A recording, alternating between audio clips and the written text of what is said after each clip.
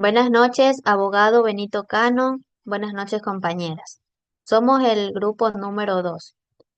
Nuestro grupo está conformado por la compañera Almeida Zarela, mi persona García Daniela, la compañera Palma Giovanna, la compañera Topa Tania y la compañera Vara Irina. En esta ocasión, nuestro tema a debatir es sobre la corrupción y debilidad institucional en Ecuador, un obstáculo para el desarrollo y el ejercicio de los derechos humanos. La corrupción y la fragilidad institucional no son abstracciones legales o políticas en Ecuador, mencionadas solo en los medios o en informes internacionales, sino que son realidades que tienen un impacto directo en la vida de millones de personas, especialmente en aquellas que viven en condiciones de pobreza, exclusión y vulnerabilidad. Cuando una institución pública se queda corta, el resultado no es simplemente un retraso o un presupuesto mal utilizado. Es una familia que pierde la atención médica por no poder pagarla, un niño cuya educación es de segunda categoría y una comunidad que aún carece de agua potable y carreteras seguras. La corrupción socava la confianza social, el Estado de Derecho y profundiza la desigualdad al desviar recursos públicos hacia manos privadas. La ineficiencia y la falta de independencia en múltiples instituciones del Estado ecuatoriano crean obstáculos para garantizar el pleno acceso a los derechos de la población, influyendo en una vida de calidad, dignidad y oportunidades de desarrollo. Esperemos que en medio de este debate no solo podamos considerar cómo estas prácticas se han incrustado en el propio tejido de la sociedad e instituciones ecuatorianas, sino también que luchar contra ellas no es una lucha técnica, sino una demanda política y ética por la vida de dignidad de todos los derechos humanos.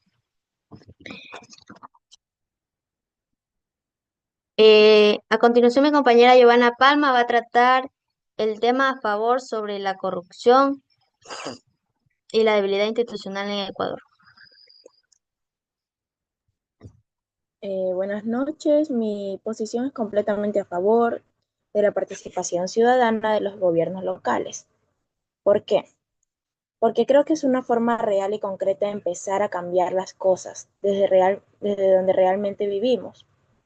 Muchas veces somos testigos de escuchar hablar de corrupción como algo lejano, como si solo pasara en las altas esferas del poder, pero en realidad también se siente en lo local, cuando no llegan los recursos, cuando las obras se hacen a medias o cuando simplemente nadie nos escucha. Y es ahí donde entra la participación ciudadana, como una oportunidad para estar presentes, para opinar, para vigilar y para proponer. Además, cuando la gente se involucra, hay más transparencia. No es lo mismo que una autoridad decida sola, a puertas cerradas, que tener vecinos pendientes, preguntando, revisando o acompañando.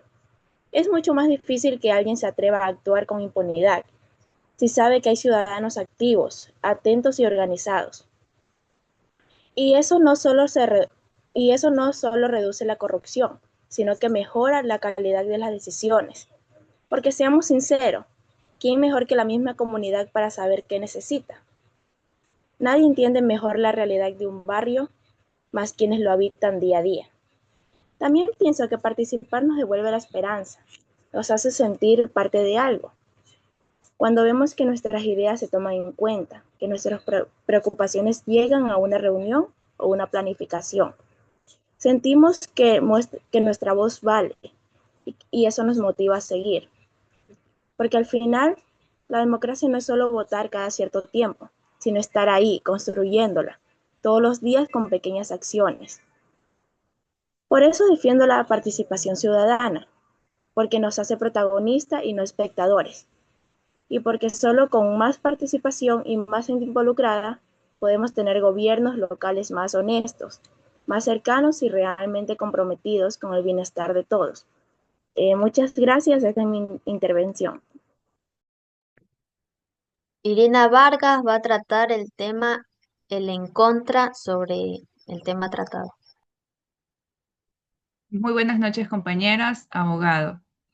Bueno, en este punto quisiera hacer una pequeña introducción en cuanto al tema. Sabemos que el fenómeno de la corrupción es un problema que ha venido afectando todas las agendas latinoamericanas, ya que ha ido incrementando de manera extraordinaria en un periodo relativo o relativamente corto desde los años 90, como lo queramos ver. Es por eso que, según el indicador de corrupción para América Latina, el Círculo de Estudios Latinoamericanos, Ecuador está entre los 11 países de 20 de la LATAM con el índice más alto a nivel de corrupción y debilidad extrema en política anticorrupción de la región, con un indicador del 68% en cuanto a esta evaluación o a este informe que desarrolla este organismo. Es por eso, compañeras, que quisiera tomar en cuenta para debatir contra el tema en el cual hemos escogido para esta exposición en tres puntos cardenales, que serían: la corrupción en Ecuador es un problema estructural con raíces históricas y económicas profundas. ¿Qué quiero decir con esto? Si bien es cierto, la corrupción en Ecuador no es un fenómeno reciente, sino un componente estructural del sistema político heredado desde las épocas coloniales, las prácticas clientelistas y de patronazgos han estado presentes desde la conformación del Estado republicano ecuatoriano, donde el poder se repartía entre las élites económicas y políticas mediante favores e intercambios, por otro lado. La visión al señalar que los estados latinoamericanos han sido funcionales a estructuras de exclusión, donde los derechos humanos no son organizados, sino condicionados por el poder y el privilegio. ¿Esto qué quiere decir?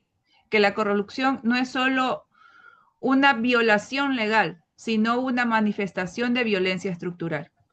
Otro punto que me gustaría destacar es el modelo económico extractivista y la maldición de los recursos. Es por eso que la economía ecuatoriana, históricamente basada en la exportación de materias primas, como bien lo sabemos, que son el banano, el cacao y el petróleo, han generado dependencia del sector vulnerable a la corrupción.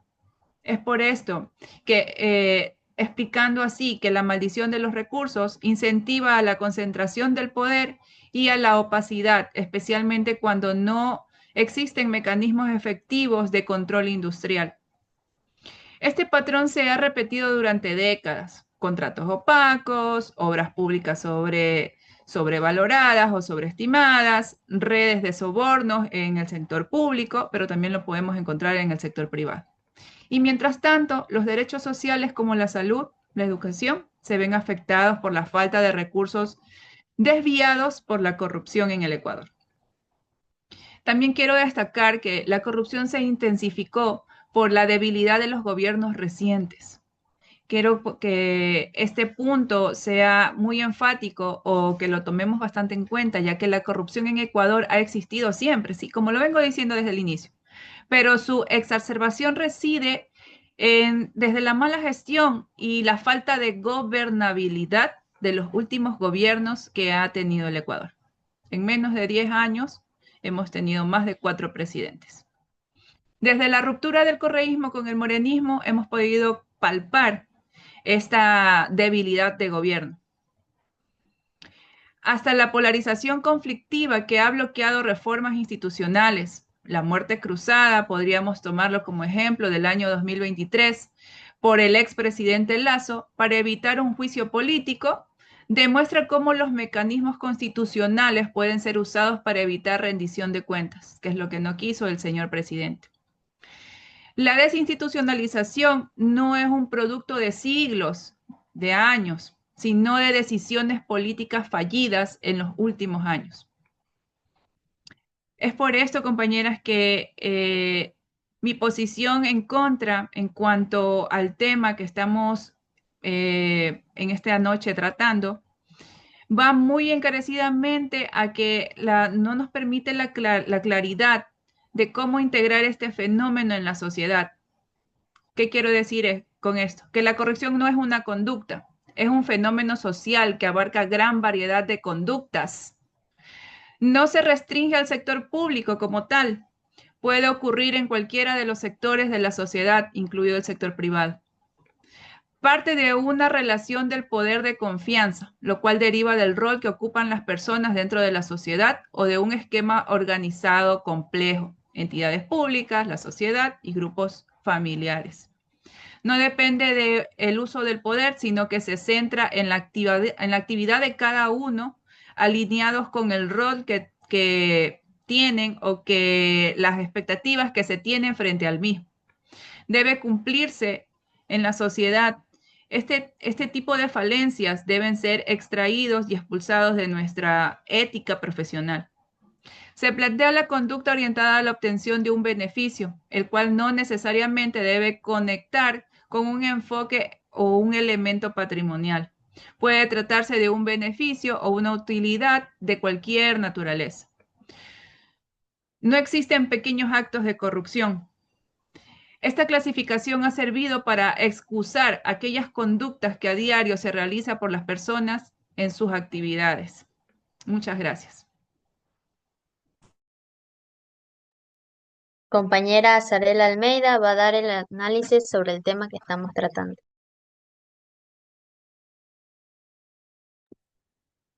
Ya, bueno, en cuanto a mi análisis, puedo decir que en cuanto a la corrupción y debilidad institucional, afecta a lo que es el desarrollo y ejercicio de los derechos humanos, porque la ciudadanía en sí, cuando ve este tipo de corrupción, ya sea de entidades públicas, privadas, deja de creer en esas personas o en esas instituciones. Pero también hay algo a favor, que es que no todas las instituciones o en todas las instituciones pues, existen personas o entidades corruptas, por decirlo así. Entonces, que estamos en un mundo pues donde cada generación va transformándose o adquiriendo nuevos conocimientos, o en este caso pues por eso estamos nosotros aquí, para hacer que el mundo cambie o hacer de nosotros unas mejores personas y no hacer pues de nuestro país un estado de corrupción. Esa sería mi intervención. Tania Topo dará las conclusiones del tema que hemos debatido. Bueno, como conclusión, agradecemos primeramente la participación de todos a quienes han contribuido y luego de escuchar los diferentes puntos de vista expuestos en este espacio, es posible realizarnos algunas reflexiones finales sobre el fenómeno de esto de la corrupción en nuestro país. Por un lado, se evidencia claramente que la corrupción y la debilidad institucional del Ecuador viene a afectar de tal manera gravemente al desarrollo y al ejercicio de los derechos humanos, especialmente lo que es el acceso a los servicios básicos y en la pérdida de confianza ciudadana. Sin embargo, también se reconoció que estos problemas tienen raíces históricas y estructurales más profundas, que están relacionadas con las prácticas heredadas y un modelo económico excluyente. Por lo tanto, también sabemos que combatir la corrupción viene a requerir no solo que se deba fortalecer las instituciones, sino también transformar de alguna manera las dinámicas de poder y de esta manera también fomentar una participación ciudadana activa y sostenida.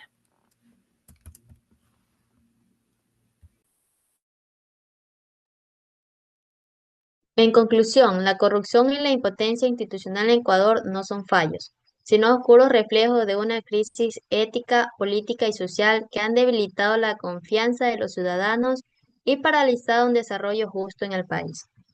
Esto es todo. Muchas gracias a cada una de ustedes. Gracias, abogado. Muy buenas noches.